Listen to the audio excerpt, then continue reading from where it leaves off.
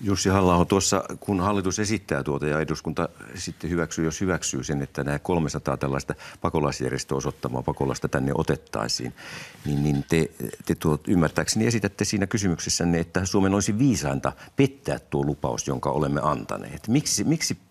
Miksi pitäisi pettää tuo kansainvälinen lupaus? Kysymys on hiukan hassusti muotoiltu. Minä ja edustaja Saarakkala emme ottaneet kirjallisessa kysymyksessä niinkään kantaa siihen, tulisiko Suomen ottaa tai olla ottamatta pakolaisia juuri Syyriasta. Kysymys koski sitä, onko tällaisena aikana perusteltua kasvattaa Suomen pakolaiskiintiötä samaan aikaan, kun kaikilta muilta budjettimomenteilta leikataan. Ja uskon, että ihmiset hyväksyvät tämän, että jos meillä on vaikeat ajat, kaikesta on leikattava, mutta meillä ei voi olla pakolaisten vastaanottamisen kaltaisia tabuja budjetissa, joihin ei kajota silloinkaan, kun kaikkeen muuhun kajotaan. No se liittyy kuitenkin tämä teidän kysymyksenne juuri siihen hetkeen, kun Päivi Räsänen tätä esitti.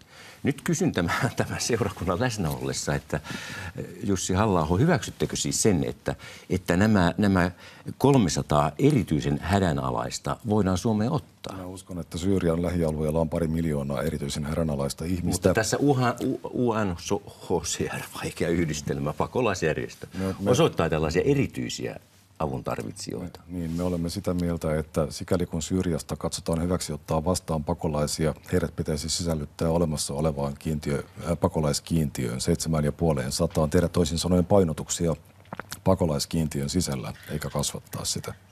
Näin esimerkiksi Saksa on tehnyt. Saksa ottaa väkilukuunsa suhteutettuna hiukan vähemmän kiintiöpakolaisia Syyriasta kuin Suomi, mutta sisällyttää ne olemassa olevaan budjettiin, toisin sanoen ei kasvata sitä.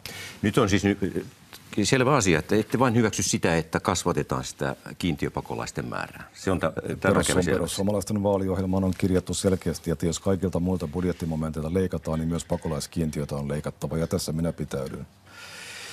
Tässähän on kiinnostavaa se, että te otatte nämä ensisijaiset tarpeet, puolustuksen, poliisin, niin edelleen, ne jänemäärärahat, ja sitten sanotte, että yleensä ottaen tässä pakolaisasiassa, että toissijaisiin kohteisiin ei saa käyttää, mutta ajatellaan, että perussuomalaisten puoluetoimisto on ostettu ja remontoitu veronmaksajien rahoilla. Ja se sillä samalla summalla voitaisiin ottaa nämä UNHCR mahdollisesti osoittamat pakolaiset. Niin miksi valitsette mieluummin oman puoluetoimiston, kun nämä hätää kärsivät syyrialaiset pakolaiset? No toisaalta, jos Yleisradio on kovin huolissaan näistä hädänalaisista, niin se voisi ehkä leikata omasta verorahoitteisesta budjetistaan sen verran, että kustannettaisiin... Puhutaan nyt tästä asiasta, eikä Yleisradiosta. Mutta ei perussuomalaisten puoluetoimisto liity tähän asiaan mitenkään. No se liittyy tämän rahan kautta.